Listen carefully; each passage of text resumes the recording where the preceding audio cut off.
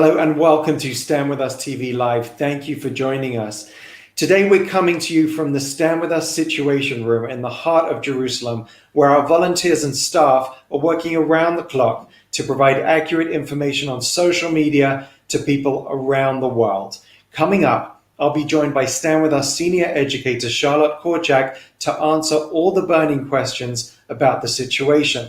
You can get updated fact sheets, information, resources to share with your friends and networks at standwithus.com/situation room. That's standwithus.com/situation room. Thank you so much for joining us. First, we have a briefing from the field. International Defense Forces spokesperson, Lieutenant Colonel Jonathan Conricus, has sent us this update. Shalom, stand with us, friends from around the world. Lieutenant Colonel Jonathan here. I'm the international spokesperson of the IDF, and I'm happy that you're taking your time to be informed about the situation on the ground in Israel. I'm in Petah Tikva. You probably know where it is, 10 kilometers or a few miles north of Tel Aviv, and about 60 miles from Gaza. 1 a.m. last night, here, a rocket landed, exploded, and caused this massive destruction that you can see around us, burning vehicles, blowing to pieces windows, and causing a big fire that burned many apartments. And effectively, this house is now empty and it is no longer tenable. Fortunately, no Israeli civilians were killed here because they went to their shelters, and they were inside shelters once the rocket landed, and fortunately they weren't killed. I'm sad to say that that isn't the case with other places in Israel, and unfortunately, as we speak, we already have 6 Israeli civilians killed and 1 soldier, and I'm sure that you'll join me in condolences and sympathies to the families, and of course wishes for a quick and full recovery for all of those wounded. Now, a quick recap of the situation. I'm sorry it's noisy, but there's construction efforts already ongoing. A quick recap of the situation. More than 1,600 rockets have been fired at Israel already from Gaza in less than 3 days. We've been able to intercept 90% of those rockets, but unfortunately, in a few cases, rockets have also been able to penetrate, and we see the damage of what happens. I can assure you that the IDF is active, engaged, committed to defending Israeli civilians, and that we're doing everything, and that means a lot, in order to target terrorists in Gaza, and we have already struck more than 600 military targets in Gaza of various kinds, and we have killed, taken out more than 50 terrorists belonging to Hamas and the Islamic Jihad. And I can also tell you that we have every intention to continue operating and to prepare ourselves for future operations if they should be needed. So I thank you for watching. As always, it's great to do things together with Stand With Us. You're amazing, and let's pray for peace and quiet days. And thank you for all your support. Shalom and bye-bye. Thank you to IDF International spokesperson Lieutenant Colonel Jonathan Conricus. And don't forget, if you love the work of Stand With Us and you want to support it, you can do so at standwithus.com/donate. That's standwithus.com/donate. Joining me now to discuss the situation is Stand With Us senior educator Charlotte Korchak. Charlotte, thank you so much for joining us. How have you been holding up? You know, hanging in there. It's been a rough 72 hours, but, you know, rockets falling and innocent people are being killed. So hanging in there, as I think all of us Israelis are. And I know you're in Jerusalem, so stay safe. And I know so many people who are watching this are thinking of you, and of course, everyone here in Israel. Let's look at why this conflict has escalated now. So actually, I think it's important to note that it didn't just escalate now. It has been going on for about a month now of escalating tension and violence in the area. And really, the media just kind of turned their cameras on this week. But this has been an ongoing situation. As somebody who lives in Jerusalem, I can tell you that the city has been facing tension for now nearly a month, we can trace it back to the start of Ramadan, which began exactly a month ago on April 13th. And we've seen escalating tension and violence throughout this month that reached a peak this week during Jerusalem Day, and again, is the last week of Ramadan. And so what's fueling the conflict as it continues? So it's interesting. It's hard to pinpoint, but what we do see is that a month ago, we started to see attacks against Jews in Jerusalem that was being perpetuated by a TikTok challenge. TikTok, the social media app, there was a challenge encouraging young Arabs in Jerusalem to attack Jews in Jerusalem and post these videos on TikTok. And that really started the tension. And what we saw was an escalation from there of counter protests by Jewish individuals within Israel who wanted to kind of show that we Jews are not going to sit back and take this violence. And that also started to increase the rioting that was taking place from Arabs in Jerusalem against Israeli police, which, let's understand, is pretty common during the month of Ramadan. This isn't something new to just this year. This is pretty consistent over the years. And so it's just been a buildup with different incidences happening, from rioting taking place at Damascus Gate, which is a common place where Arab Muslims during Ramadan gather after they've broken their fast. And we also have small incidences taking place here in Jerusalem. There's a land dispute taking place that's now being brought up to our Supreme Court. So that's a background issue that's kind of fanned the flames. We That's also Sheikh had, Jarrah. That's people may have heard of that. that's the neighborhood of Sheikh Jarrah. And we also have a terrorist attack against Jews in the West Bank last week that took the life of a 19-year-old Israeli.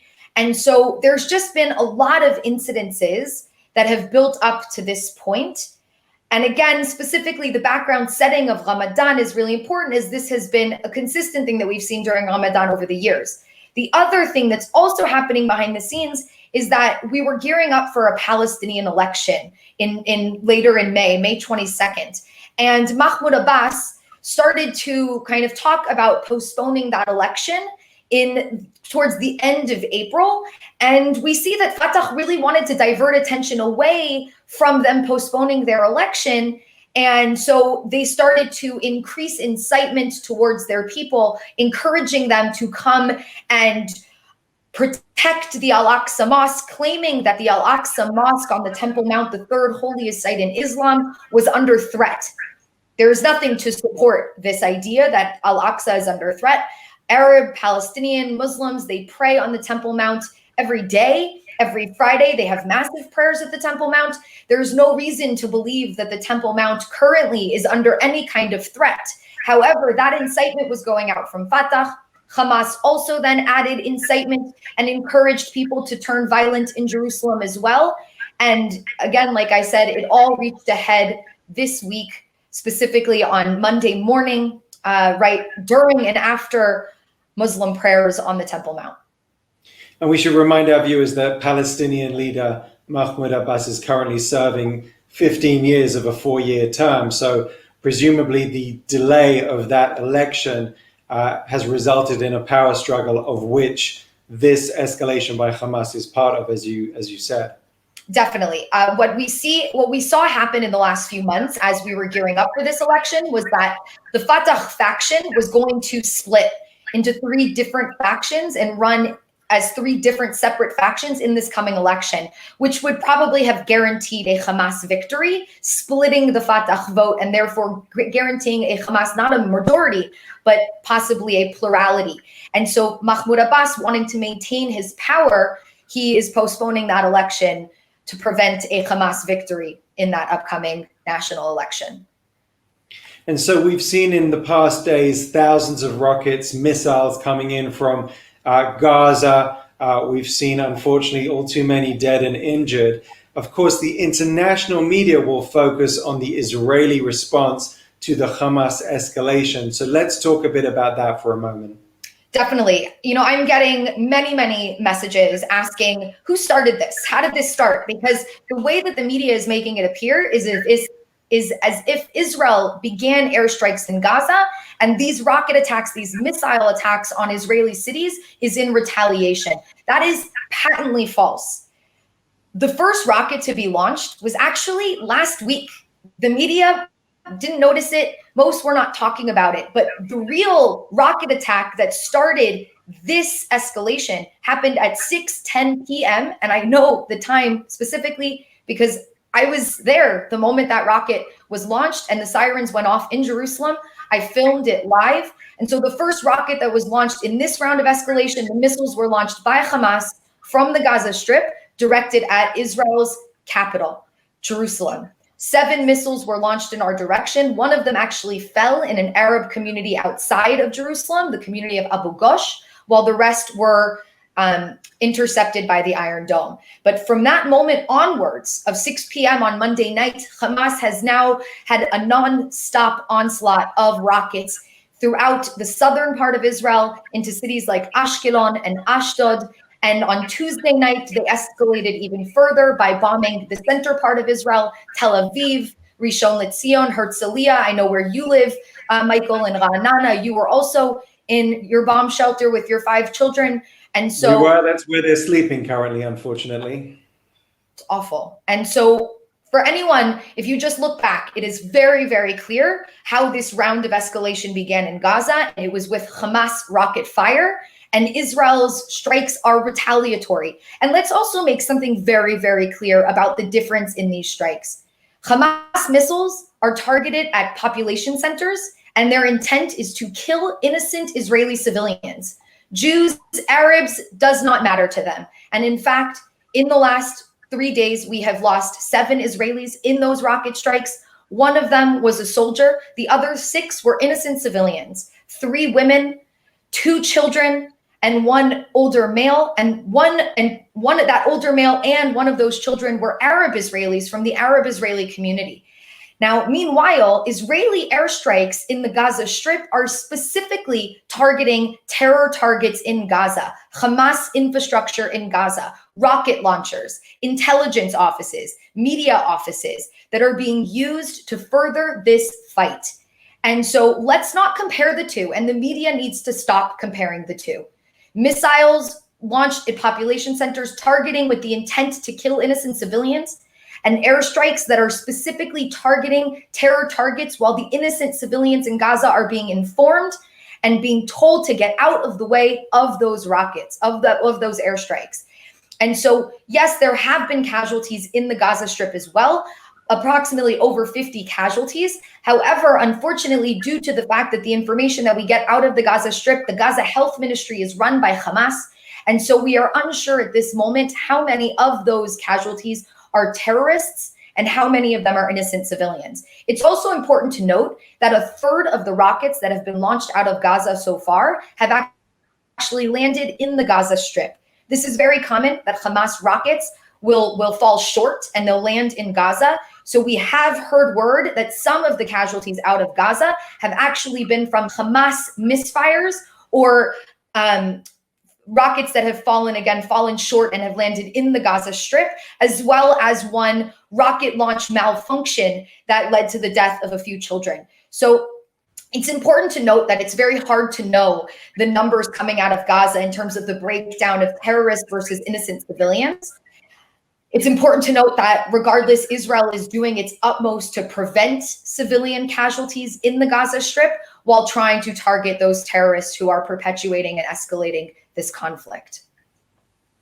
Charlotte, let's look at Hamas for a moment. What should people know about Hamas? Hamas is a terrorist organization. That's number one. It is absolutely unacceptable that the media continues to refer to them as militants.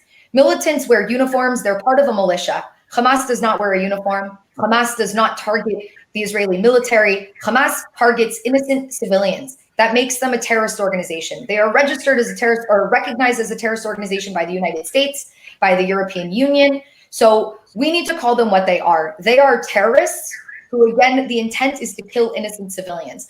It's important to note that Hamas violently took over the Gaza Strip from their rival faction within the Palestinian Authority, Fatah, back in 2007 in a very bloody civil war that took place between Fatah and Hamas, which is how they actually gained control over the Gaza Strip.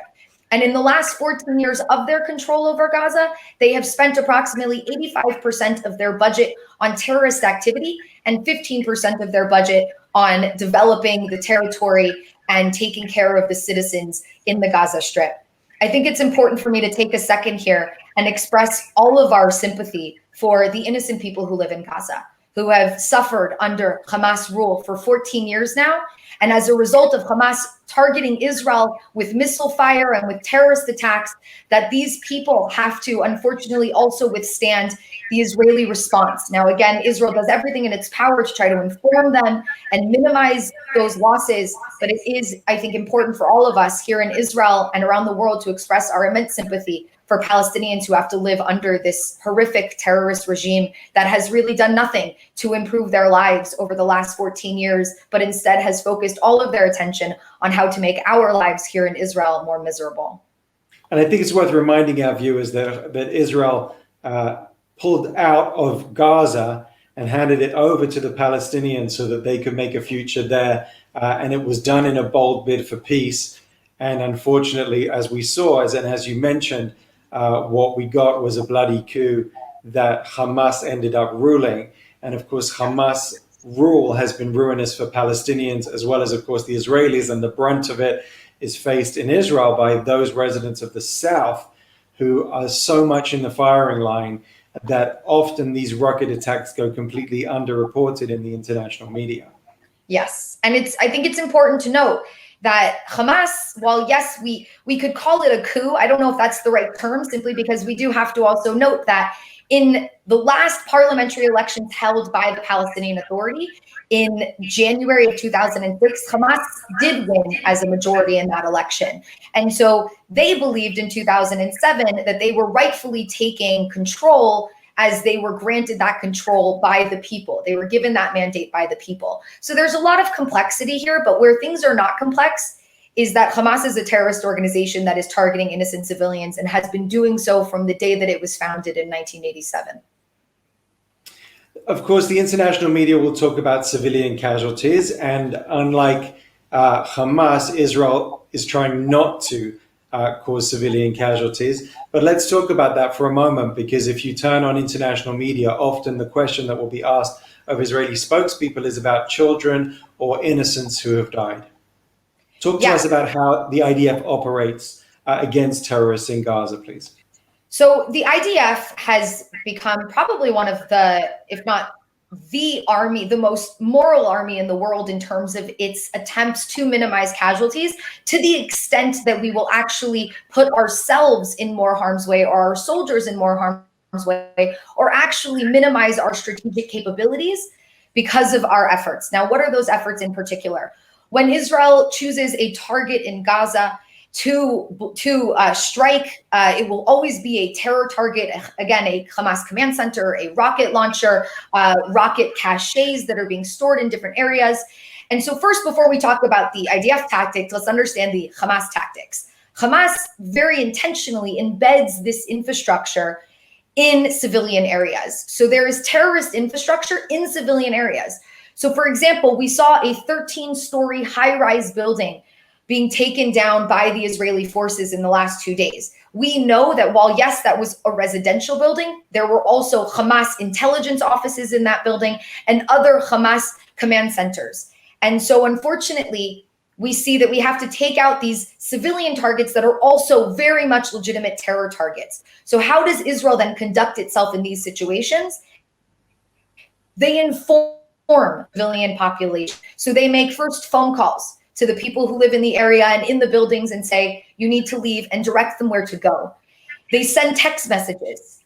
In certain circumstances, we will drop leaflets from the air informing people of our incoming airstrikes. And then the last effort that we will make is something called a knock on the roof bomb, which is a bomb without explosives that makes a large bang that informs the population in these areas that we are coming back to bomb this location and to get out of the way. I also do want to emphasize that even with all of those measures, if we still see that there are too many civilians in the area, if there are any civilians in the area that we know of, we will call off airstrikes. So Israel does its utmost to try to inform the civilians in Gaza and give them a safe place to go while we try to take out Hamas terrorist infrastructure that, again, is embedded within the civilian infrastructure in Gaza. We need to be clear. Terrorists don't fight on a battlefield. They use their civilians as human shields to increase the casualty count so that they can then gain the sympathy of people around the world. And again, I'm in no way saying that people should not have sympathy for the innocent people in Gaza who are being killed, but their ire should be directed at Hamas, who is using them as human shields, not at Israel, who is actively trying to defend itself in this very difficult situation and is going above and beyond to try to prevent those civilian casualties. You're watching a special briefing of Stand With Us TV live. We have thousands of people joining us from around the world, Charlotte. And if you're watching on social media and you'd like to send a message, please send your love to the people of Israel or post a comment in the comments below.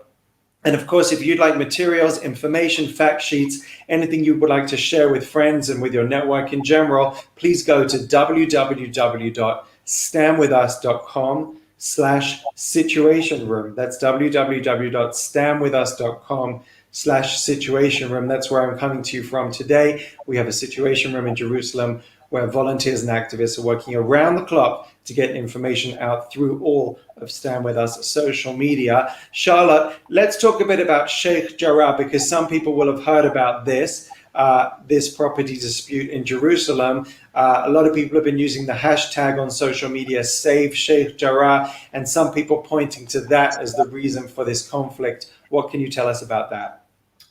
First of all, I can tell you that's not that was not the catalyst for what is happening right now. However, it has been used by the Palestinian Authority and others to, again, fan the flames of this tension that has been growing in Jerusalem. To get a better idea of what's happening in Sheikh Jarrah, it is a property dispute, but there is also some politics behind it. So just a basic briefing on Sheikh Jarrah.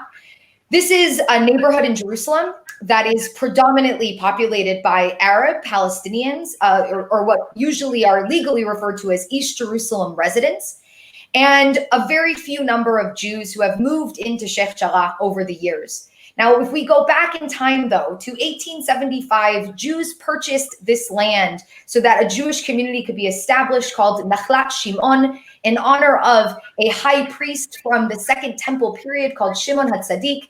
And they moved there to live nearby his gravesite, which was a pilgrimage site for Jews throughout the centuries. In 1948, the Jews who lived there were expelled by the Jordanian forces as they conquered the city of Jerusalem during the War of Independence. And like I said, the Jews were expelled. Upon the end of the war in the 1950s, Arab families were moved into that community. However, the land titles were never transferred over to those families. In 1967, in the Six-Day War, Israel gains control over that territory. And after that war, Israel passes a law allowing Jews who lost property during the War of Independence to reclaim their property. And what has happened since is those organizations that own that land have reclaimed that property, and there's been an ongoing legal dispute. Those residents who live in those buildings that are currently under dispute did acknowledge in 1982 that the land was owned by these Jewish organizations, and they agreed to pay rent to these organizations. Unfortunately, in 1993, some stopped paying rent and more legal battles ensued. In 2003, the land was then sold to another organization. Now, this organization's intent is, in their mind, to correct the wrongs of 1948 and to return Jews into Eastern Jerusalem, which they were again expelled from during the War of Independence. Some, however, see this as an effort to remove Arabs from Jerusalem and put Jews in their place. Hence the hashtag Save Sheikh Jarrah. But I want to be very clear. This is not a government policy. This is not a policy supported by the majority of Israelis. However, it is the effort of some individuals, some organizations. Now, since 2003, there's been another ongoing legal battle because of this lack of payment of rent to this organization, who again, rightful owner of this land. And the reason why all of this has now come to the forefront today and in the last month is because the Israeli Supreme Court is due to begin hearings on this matter. And the expectation is that they were set to rule on this matter within the next month. Those hearings were supposed to begin on Sunday of this week, so May 9th. However, due to the escalating violence in Jerusalem, the Supreme Court has postponed those hearings, and those probably won't take place for another month. So let me also make something very clear. No evictions on this matter have yet to take place in Sheikh Jarrah. And that is incredibly important because the amount of misinformation out there on this topic is vast. We have US congresswomen and others posting about these evictions as if they have already taken place, even though a ruling has yet to come down. And again, no evictions have happened.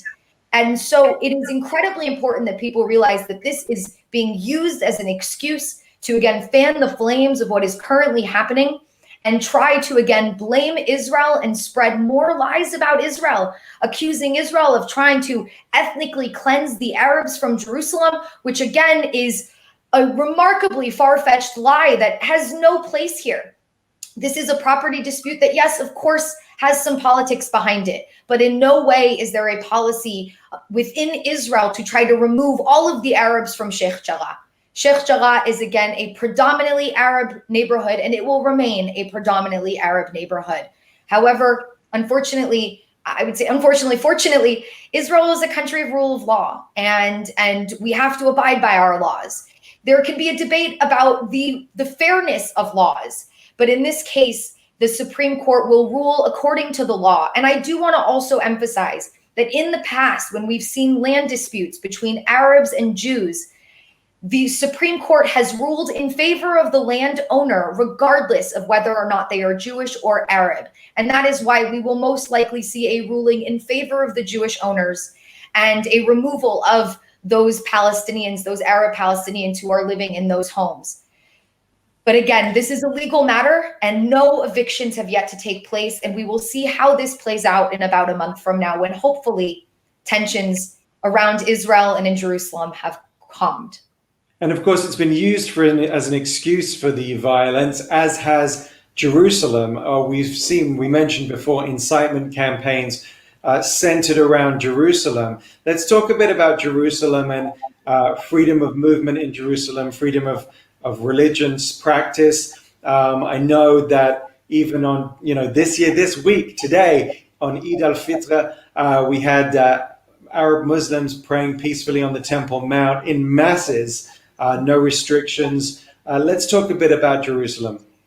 So Jerusalem is, of course, a holy city for three of the major monotheistic religions in this world, Judaism, Christianity, and Islam. And so it's always been a significant site for these people throughout history. Throughout history, it has been conquered and ruled by different empires. However, the only people who it ever was their capital was the Jewish people, going back 2,000 years during the Judean kingdom, and then, of course, today in the state of Israel.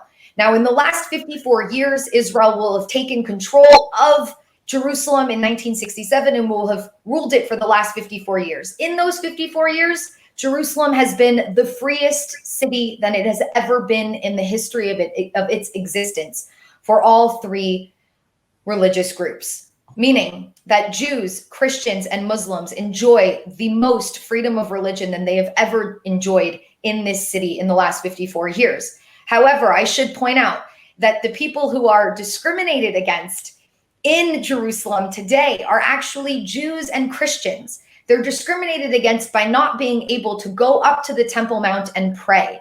Let's understand that for Jews, the Temple Mount is our number one holiest site in the world, where our first temple and second temple both stood back in ancient times.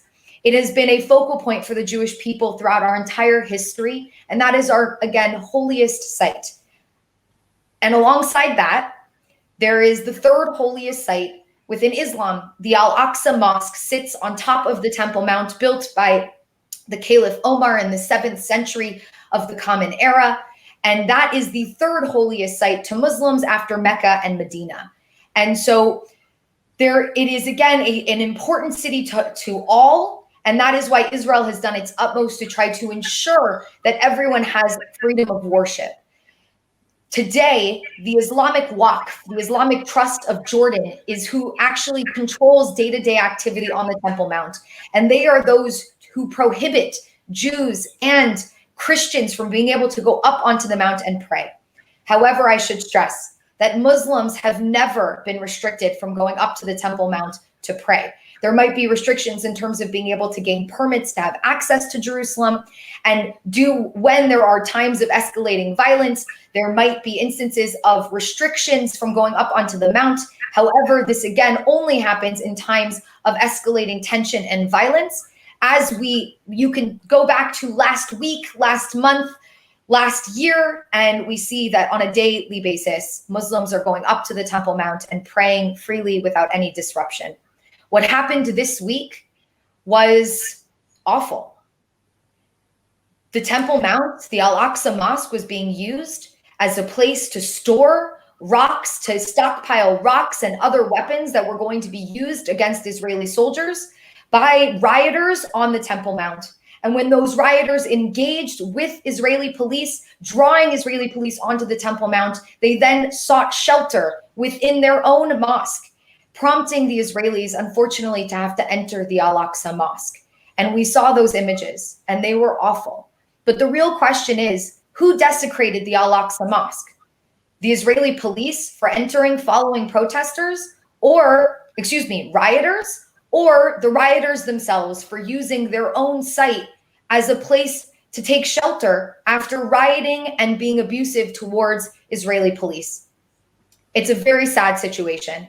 And I completely understand the pain of Muslims around the world who saw what was happening, but only saw one side of the story, only saw the cameras turn on after the rioters had begun the riot against the Israeli police, and the cameras turned on and all we saw was the Israeli response. And let's be very clear about that. It was a response. There was a provocation that pulled Israeli police onto the mount and eventually into the Al-Aqsa Mosque.